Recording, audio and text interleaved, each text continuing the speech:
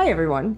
Welcome to another episode of Live Your True Story. This is your host, Miyoke Ikaro. I'm really pleased to bring this episode to you today with Dale Grunsvold. He's been dutifully narrating all of Rudolf Steiner's books, and I don't know a whole lot about Steiner. I think I knew more then than I do now because I had kind of gotten into him, but it was really fun to revisit this interview. And actually, there's a lot that Rudolf Steiner has to offer, I think, to the plant medicine space. I actually recently contacted Dale and discovered that 10 years ago, when we recorded this, was his very first podcast interview. So I feel like I found gold, and now he's out in the world talking about Rudolf Steiner and sharing information about him. And he's such an eloquent speaker. I recently gave a talk, a 90-minute talk about initiation and really seeing this work as initiation and trying to sort of piece together what exactly that means and bringing in initiation theory, seeing what does and doesn't apply to the plant medicine space, and looking at a variety of indigenous initiations. And I think Steiner also has something to offer to the space because he was initiated, I believe, in various esoteric traditions. And so I really look forward to circling back around to Dale now that my understanding of plant medicine has really evolved, and also to really dig into more of what Rudolf Steiner has to offer in that area. One of the things that Rudolf Steiner really, really, really emphasized was that it's super ideal to be prepared for initiatory experiences. This is part of the sort of universal template of all indigenous cultures is huge preparation. And in a society that really values peak experiences, that is really sort of taking these indigenous medicines and bringing them into our more drug and addiction paradigm, preparation and integration really get lost. And usually when people come to their first retreat, these are things that they put a lot more value in the second time because they kind of had to go through that experience to realize how important that was, and to see how much more they would have gotten out of it, and how certain things may have been done the hard way when there were actually more graceful ways to go through them. If you're planning to work with sacred medicines, if you've worked with sacred medicines and you would like a consultation or some support, you can always check out my website at HoldingCompassionate.space.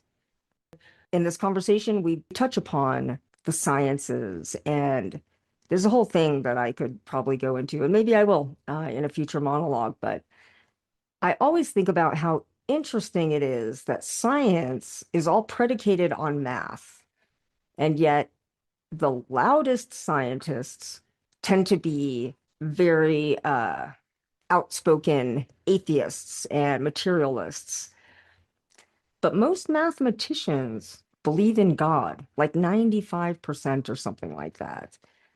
And, or I should say a higher power, because God is quite a loaded term. But they believe in a higher consciousness. And like 99% of Nobel Prize winners believe in a higher power. And the greatest mathematical minds of the 20th century, Alexander Grothendieck and Srinivasa Ramanujan, both were really intense mystics. Like Srinivasa Ramanujan spent his life essentially in a temple with like an old calculus book, like old for the early 1900s. He was in a poor village. That was the only math book he had. He got all of his insights into mathematics that we're still trying to figure out from that time in the temple, chanting and getting down with what we talk about in this conversation, which is, where you have the intersection of science and mystery and the sacred and mathematics, where all of that meets. The earliest scientific texts that exist in the West are epic poetry. You have like the nature of things by Lucretius, and you have this as well again in Germany. You have Goethe doing science, and writing great epic poetry in these great moments of human progress. You always have polymaths. It's just the way it is. Moses was a polymath, all these guys. So, and gals, and gals. Uh, and I think in some way you do get that with Steiner.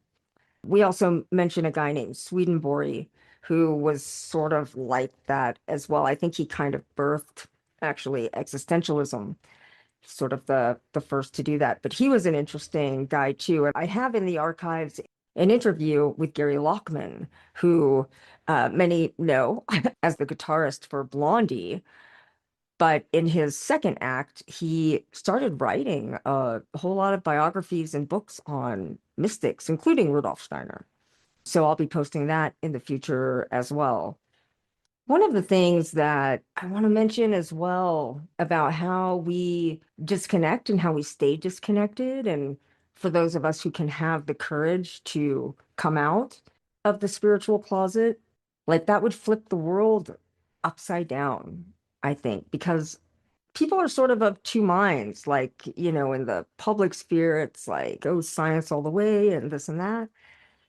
But privately, they'll tell you about really high level unexplained experiences, like when somebody close to them passed and maybe they saw them in a vision, or, saw them like physically, and they didn't even know that they had passed. But people have these experiences all the time. And I think, when you actually look at these surveys, that like the vast majority of people believe in prayer. I mean, people have faith and they have a spiritual life, but there's some sort of disconnect, right, through the taboo in the modern public sphere of dogmatic science. I remember another guy who I interviewed, a guy named Dean Radin, who worked in like paranormal studies and stuff for US intelligence. Like I interviewed him. I interviewed a lot of wild people back then. Um, but I remember in his book, I'm pretty sure it was his book, that he was talking to, big academics and psychology departments and things like that. And he was talking to two men who were particularly tortured because they, had very taboo thoughts and had made very inconvenient observations. And the thing was, they worked in the same department of the same university. Like they were down the hall from each other, but because they didn't come out, they couldn't find each other. And so they were really tortured because it was like, why am I the only gay Eskimo? And of course, this works in my space as well. People confide in me, they're dealing with things, and sometimes I'll hear 3 or 4 clients say the same thing in the same day, connecting with the supernatural or having, really taboo experiences. And, because of client confidentiality, I'm the only one who knows this, but it's interesting to be in this sort of privileged position where I actually get to see the landscape, like standing on a hill or something and kind of seeing a bigger picture of things, because there's something about the private space that tells you what's really happening. Like I remember when I lived in Cambridge and I made a friend who I met actually. He's a young man with schizophrenia who drank ayahuasca because that's not a deal breaker the way, Western medicine will tell you. Like it's definitely a deal breaker if you do it their way, but when you work with real healers, it's not there's actually plants that address things like that and bipolar and all that kind of stuff. But anyway, he was really, he's a really brilliant guy in his training. He was at Harvard for a postdoc. And he told me this really interesting story. He told me about how the guy who was training him, because he was actually there to do a postdoc with a neurosurgeon, and so they actually performed neurosurgery on mice for their research. And his mentor, the guy who led the lab, is a Muslim guy, and very, very devout. And he said that before they did surgery on these mice, that this guy would always pray over them. Like he would hold his hands above them and pray for them. And their survival rate was like off the charts. Like almost every single mouse survived. Whereas in everybody else's labs, like 90% weren't coming back. And, we just sort of talked about that, about how, like, this is like not something this guy shares with his colleagues, like this is not even something my friend tells other people. You just told me because we're like, ayahuasca people. But when you make yourself available to private knowledge, you get to know things. You get to be the person that a gay person comes out to. You get to be the person who knows about Me Too and Bill Cosby and whoever else way before it goes out to the public. So, like, sometimes we say we want to know things, but it's more about becoming the kinds of people who get to know things. And for that, sometimes it requires coming out. Something we talk about as well is celibacy. And I think in a future episode, I'll go deeper into that. I have a long practice of celibacy. Obviously, I'm doing it for this 1 year diet, but it's been years of real spiritual celibacy. And so I have some insights to share about what that does for a person. Not that it like gives you powers per se, but it does really give you a clarity. And, if you think about all of the time and energy most people spend thinking about sex, thinking about romance and all of that. It's kind of like if you have kids, like if you thought about not having kids, like all of a sudden, wow, there's a lot of energy, a lot of free time, and a lot of different options to put that incredible amount of time and energy into. And so at some point I'll try to speak about that as well. And if there's anything that any of you are interested in having me talk about in this process, please shoot me a note. I'd be happy to go into it. Just a few final notes before we hop into the conversation. We talk a little bit about some philosophers, Kant. I did a series with Peter Park where we're kind of going after him, but he really is a huge figure in philosophy as well. Like everybody has light and dark. And he did some really interesting things for metaphysics and for grounding science, for better or for worse, as a real pillar of the modern age. He did create a proof between Leibniz and Newton that really helped physics move forward and really kind of closed the book on a huge debate that was going on about space and time at the time. So he's really big. And then after him came Hegel. And he's also a huge philosopher. And his whole thing was like history. And he talked about like a dialectic of history, which is sort of like a fancy way of saying that, there's sort of like this conversation. And I haven't read Hegel in forever, but basically that there's sort of like different forces and that history is moving like in some sort of like self-directed or conscious direction, from what I remember. And then we also talk about Goethe. And Goethe is one of those guys where you're like, who? But it's because his name is spelled super German. So his name is spelled Goethe. So you wouldn't be like, oh yeah, obviously that's pronounced Goethe. But in the German, it's very German. And he was a huge polymath. A lot of us know him like usually in university. He wrote Faust, just a really great poet. He wrote the Erlkönig, which is like a incredible and dark poem from Faust that like they read to children. So that explains a lot of Germany for people to have Goethe there. He also wrote The Sorrows of Young Werther, which, man, it's kind of hard to understand the impacts people had. So The Sorrows of Young Werther was about this young man who was smitten with a young lady from his village, and she married, another dude, and he killed himself. And it's a slim book, and you can't, I don't, I haven't been able to find a copy of it, of the original, because later he went back and expanded it because It was called Werther fever. People were like throwing themselves out of moving horse carriages. They were drowning themselves in like just this whole romantic fever of unrequited love sparked like a cultural phenomenon of lovelorn people committing suicide. And, later on, people finding like literally jumping out of horse carriages with this book clutched to their breast, and, somebody jumping out of a window, and then people finding the book under their pillow.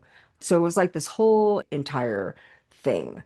But also, this guy, he made some contributions to science, I believe, with light and chemistry. And, sometimes he would write about these things again, like kind of in the old school ancient style. Like he would write about it as a play, but with characters, with like human characters. But actually, these characters represented certain chemicals and elements of the universe. So he's huge. It's kind of like if Shakespeare had also been Leonardo da Vinci or something like that. Just Goethe was a huge mind with kind of a weird name.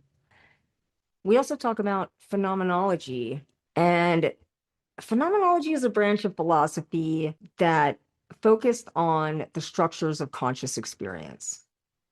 Like it started with phenomena, like from the first person perspective.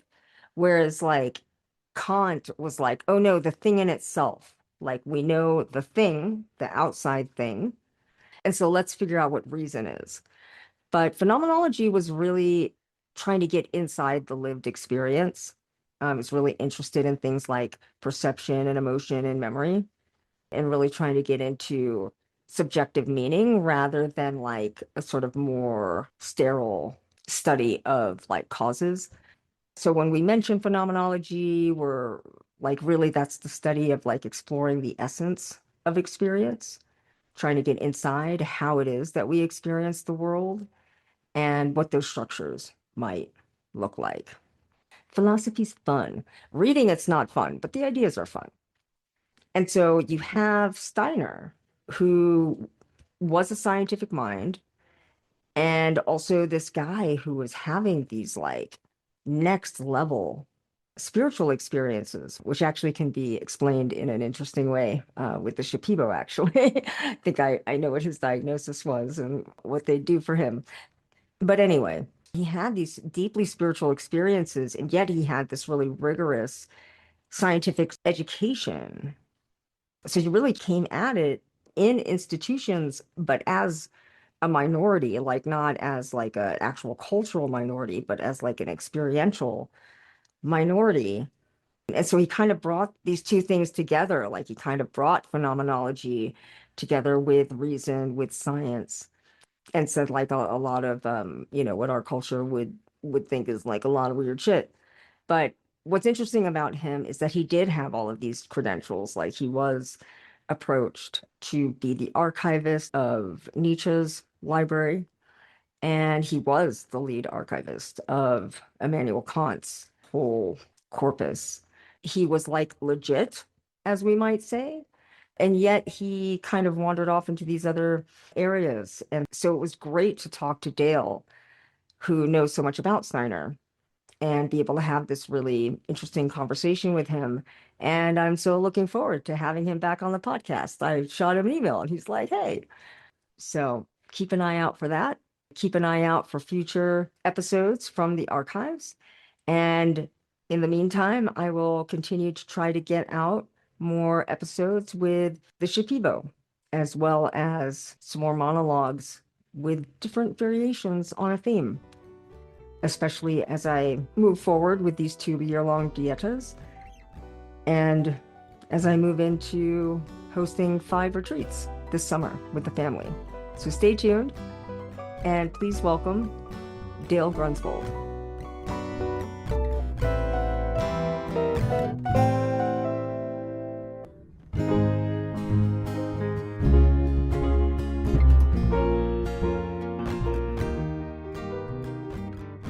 Thank you for joining me today. I'm very excited to talk Rudolf Steiner with you. Great. I'd love to share about him. Just to start, I'll let everybody know that I found you because you have a website called RudolfSteinerAudio.com. And that is where you have recorded his lectures, many of his books. It seems like you've read almost everything he's written out loud. That would be a feat. Actually, his collected works is still being put together in some ways, and it's about 360 volumes. Most of that was about 6,000 lectures and about, I think, 50 or 60 written works. And I have about 130 up, so I'm just a little over a third of the way. Wow. Yeah, and you're such a great reader. I feel like it really makes his words come alive because a lot of people have trouble with his writing style. Yes, I've heard that, and I thank you for your compliment. So what inspired you to start doing this? How did you come to Rudolf Steiner? Well, I guess I was in college and a philosophy degree, which I don't think I ever got a very solid grounding in, but I enjoyed it immensely, and it's still an abiding interest even to this day. But partly was reading a book of his on epistemology, on how we come to know, that struggled with Kant's claim that there's an actual limit to what the human being can ultimately learn, that there's limits to our knowledge based on, if you remember his work, essentially these aspects of our apprehension through our physical senses and through the cognitive forms in our mental ability that only give us a picture of the world that isn't at all necessarily what the world itself is. And Steiner says, well, let's look at that. And he doesn't really ever attack things. He just takes what has sort of occurred in the past and feels kind of had a truth in its own time, and then bring it into the present in a certain way to show where, certain aspects of it can now be looked at and possibly taken a step further, if I could put it there. I hope I'm not getting too abstruse here in this discussion. Well, actually, that was kind of one of the places that I wanted you to take us, because it seems as though all of modern science seems to sort of rest on Immanuel Kant. I wonderfully agree with you. Yes. And what's interesting to me historically is that there was a counterbalance to Kant in his day, and that seemed to be Goethe. Yes, absolutely. What we could call really romantic phenomenology, in the sense of Owen Barfield would say that. I love that phrase. So we're in the era of, let's see, Schiller and William Blake and Coleridge and Very nice. The romantics of that era then. Yes, and Hegel and Novalis and Goethe, who were all friends as well in Germany. Well, and Hegel's a funny one because he is typically, at least in philosophy departments, he tends to be grouped with Kant. You get Kant, then Hegel. And Goethe seems to get really lost. If anybody knows who he is, they just know that he wrote Faust. Yes. And he was such a huge presence. And he's so overlooked, especially, I feel like, in American society. And certainly, I think that you'd be hard-pressed to find him in a philosophy department. Can you tell us a little bit about what Steiner did? Because he's someone who, as you mentioned, was very interested in Kant. And at the same time, he also went, I think, equally as deeply into Goethe. Can you tell us kind of why he was interested in these two minds?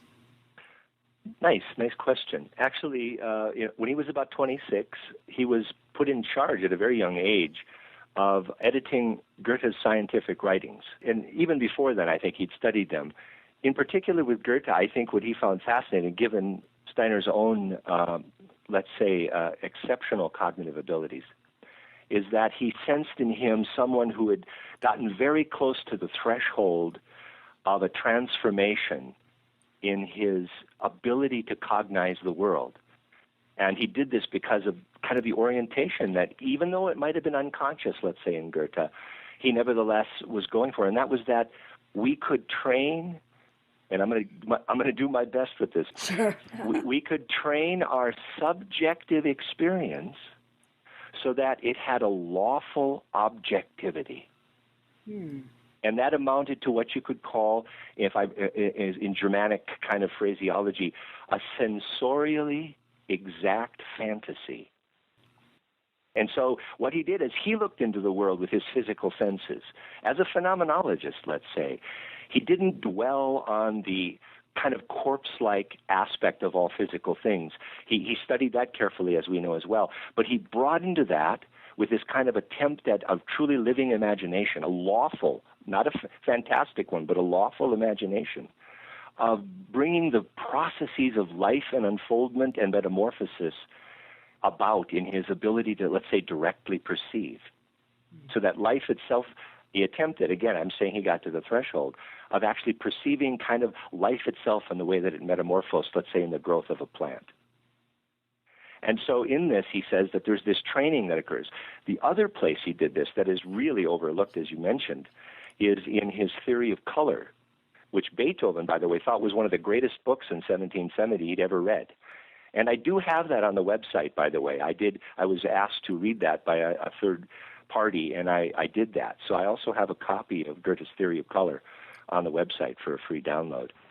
But in that, again, he says, color, in a certain sense, affects us objectively, that blue actually produces a subjective experience objectively. I get carried away, forgive me, et cetera, et cetera, et cetera. And we know now, in a certain sense, from art therapy, right, and in many other experiments that have been done in this field, although they're not well known, and a person I know, Dennis Kloczek, who I consider one of the greatest working anthroposophists in America, and his DennisKloczek.com, Kloczek, has some wonderful discussions about this, but how color actually affects us.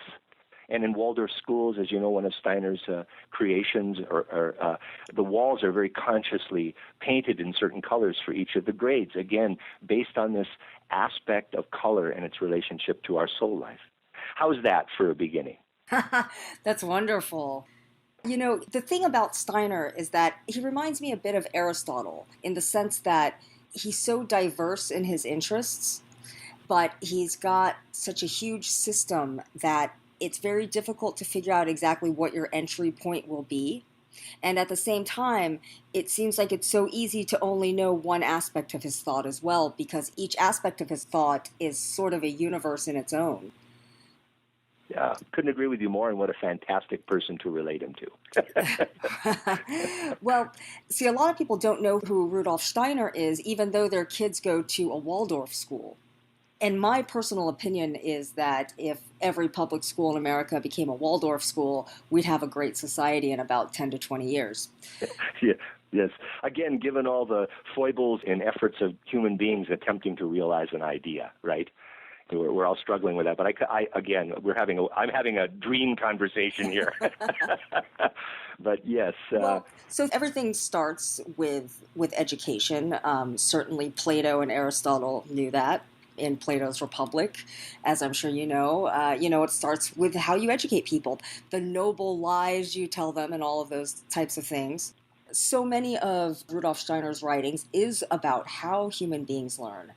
You really have to sort of, for those of us who have been so indoctrinated and brainwashed in the West, so much unlearning has to occur first. And I was wondering if you could sort of describe, I guess, the background philosophy of Waldorf schools and how differently they function and what the basis is fundamentally between how they perceive what human beings are so that you can actually teach them. So a lot of that goes back, I think, to something that really does touch on all of Steiner's work and is sort of one of those fundamental frameworks. And if you wouldn't mind, I could give a little bit of that and you could help me out because you've probably read some of this before. But this has to do with, when we want to teach a human being, we should have a picture of what a human being is, in a certain sense, in front of us. And in what we have in our modern society, if I can say this way, is essentially that we're either some kind of machine or some kind of elaborated animal. And because we actually, however consciously or unconsciously, carry those pictures of the human being, we then form our educational structures and our intentions and our goodwill based on that picture. So let's turn to what Steiner says. Steiner says, and he's very serious about this, and this was a big deal for me when I read this when I was 22. It just, everything, it's like I opened like a flower in a certain sense. And he talked about, he said, really, as a clairvoyant, he more or less is saying, I'm going to talk to you about a human being and relate this human being to the world around you. And so here we do indeed have this physical body, and let's look at that glorious mineral kingdom. which we can bow down to in gratitude for far in the past already preparing for this body that we now have of physical substances. Then he says, but when we look at the plant kingdom, we see that something has happened, and he characterizes it somewhat this way, that a body of forces has taken up physical matter from the mineral kingdom and raised it into a different and higher, let's argue, level of organization. And we call that a body of life forces, or as he calls them later in life, formative forces. And he says, and if we look at that, we'll say that a human being actually has, but in a far more complex and elevated way, that we have this body of life forces in us, or that is part of us. And in fact, in us, it holds our memory life in a very special way and is sort of the foundation of all the thinking processes that go on in the human organism as it metamorphoses through its life. Yes. Then he says, well, then let's look at the animal kingdom.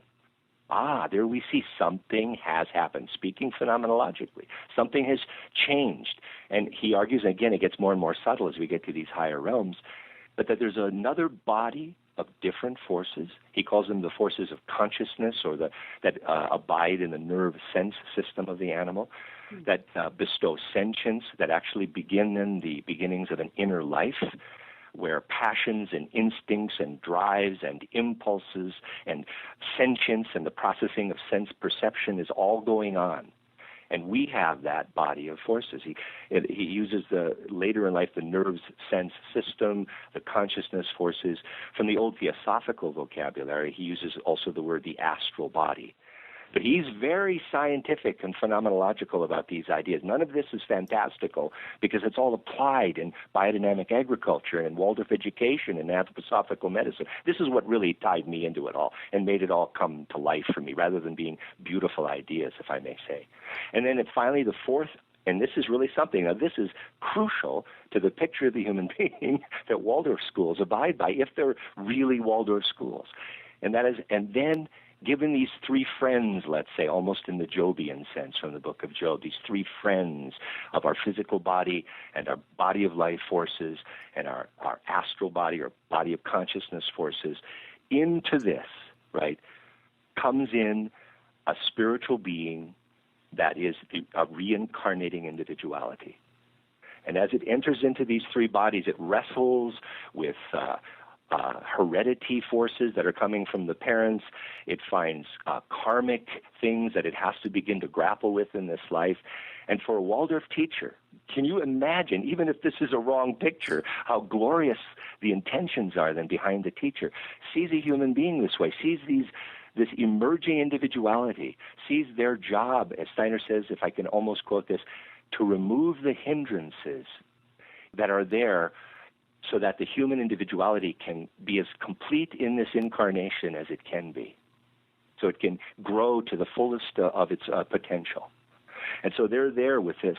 And so they pray at night and dream of their children, if they're Waldorf teachers, and carry day in and day out a certain, shall we say, grace-filled attention, yes, that they carry with these children, even that coming out of a person's heart. You can imagine how that must affect a child in their education. Okay, I'll stop there.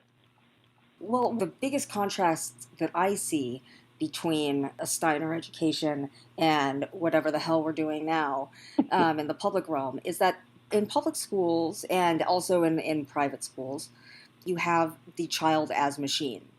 And you're trying to, if they were a piece of marble, you're trying to sculpt them into these perfect cubes so that they could all be the same and be good little worker bees in the capitalist, scientific, modern world. And Steiner is looking at it a little bit more the way Michelangelo is said to have looked at a statue. He saw the chunk of marble, and then he was able to see the statue trying to break out, and he's trying to free it so that it can be what it already is. And it seems to me that really illustrates quite well what Rudolf Steiner saw in each child in terms of their education. Wonderful analogy. Absolutely wonderful. You're not trying to stamp out who they are, who they were when they were born, with those unique forces that, frankly, none of us really truly understand. Instead of trying to oppress and get them to shove it down so that they can function for these machine purposes. Yeah, the individuality, I mean, it is scary. If we can't carry a spiritual picture of the human being in some way that's non-dogmatic, right, that's not coercive, because in those realms it equally can be coercive, as you mentioned, like, let's say, the Catholic schools or something. And that's the secret, because we don't know what the spirit in the future can unfold, right? That's open territory. So in a Waldorf school, there's, I think, a deep implicit excitement in what is this child bringing into the world that I can help them do this in their individuality. Yeah. So I'd like to talk a little bit about his biography, because his life is very interesting. And looking backward from a future point in history, we see him as a clairvoyant. We see him more in this very esoteric realm, but he didn't really start that way. I put him in the same camp as Swedenborg. Do you know who that is? Sure, yeah. Yeah, they're both just these really highly trained, brilliant scientists, perhaps the most brilliant scientists of their era. And they both seem to have some sort of, Gary Lockman calls it a creative illness, whereas shamanic practitioners will call them sacred illness. And they both seem to have these sort of spiritual or psychosomatic crises that change them. So I was wondering if you could tell me a little bit specifically about Rudolf Steiner's education, because as you mentioned, he was put in charge of the Goethe archives for his scientific writings, which is huge. Goethe isn't big in American society, but he is Shakespeare in Germany. Yes. And also a good bit of Europe. I mean, he's really, once you know about Goethe, he's almost everything after that. And so, yeah, I'd like to get a little bit more of a solidified background. I know that he also was offered by Nietzsche's sister to be Nietzsche's archivist after he was dead as well. So he's just a very esteemed scholar, and he went to, like, the Vienna version of MIT. And so can you tell us a little bit about the shift that occurred from him being so highly trained in the rationalistic material sciences, and then what took him beyond this into this other realm? I'll do my best, and some of it is still something I struggle with. I don't know if we've ever had a really great biography yet, even though a couple have recently come out, one by Peter Selg, which is going to be 7 volumes in English when it eventually gets, there's 2 of them now translated, and then one that was finally translated by, again, Steiner Books, who are, I may say, steinerbooks.org is a wonderful organization that allows me to record Steiner, which is a very, very generous action on their part, and I hope everybody appreciates that about that. A man named Christoph Lindenberg also wrote a biography of Steiner that was a 2-volume that they put together, and is pretty good, I think, but again, hard to measure that. Steiner's birthday actually is in 2 days. So he was born on February 25th in 1861, and he was in a very rural part, as they say, somewhere between Austria and what is now Croatia, almost on the border, in a town called something else now. I think it was called Kraljevec, and I'm giving it my best pronunciation there. Of Austrian parents that weren't in their neighborhood anymore. They were out, away from their people, and that's kind of interesting. But we could say that Steiner always had an abiding spiritual life and an abiding spiritual vision that he carried with him quietly from pretty early on. If I may say that, that's pretty much what the biographies agree on. And when he was at about, I think, 9, either 7 or 9, forgive me for not knowing the exact date, he had a spiritual experience while sitting in a train station of a woman, and this woman appealed to him for help. And he was sort of taken aback. Something about the experience was unusual to him, and he didn't know why. And then when he went home later, he realized that his mother's sister had died, or possibly it was the father again. I'm sorry about the details. And he realized that this person, when she had committed suicide, had come to him. And he kind of mentioned this and was, the parents were quite upset that he said this. And so he never again, really from then on, shared these experiences that it appears he was constantly having. So that's an interesting thing. On the other hand, he does talk in his life, in his autobiography, about his inability to really take hold of the sensory world very well. He lived in a certain way in kind of this entrancing spiritual experience, elemental beings and all this kind of thing that he was experiencing. And the physical world, it took him until he was much older than most people to really grasp onto this, even though his education, he did quite well when he finally was in his 7 to 14-year period there. He did well in school, and the parents saw this, and the father was very much involved in his kids having a good education. So he did well. So anyway, so we have that quietly in the background from then on, and then Steiner grows through and eventually, as you said, goes to the Technische Hochschule in Vienna, which is pretty much the MIT of its day. They say he graduated more or less with like a PhD or a master's in analytic mechanics, which is pretty much the heart of hard sciences. Along the way, because he was very poor, so the sayings go in all these books, these biographies, he taught himself the entire gymnasium curriculum. And he did it out of necessity, and that was he tutored people in Greek and Latin and in the humanities of that time in order to have enough money to survive. So that's, I found, quite fascinating as well. And then she worked at a workers' college for 7 years in Berlin. But I'm a little confused that might be after the time in Weimar. So he was in Weimar for a time doing Goethe's scientific writings when he was 26, and then in the workers' college, which was a Marxist school, which is interesting. And, was very beloved by the students of his time there as well. So finally, to say what happened, well, I think partly he gave a talk to the Count Brockdorf people. This was in about 1899, right in close to 1900, on, was it Goethe's Secret Revelation, it might be.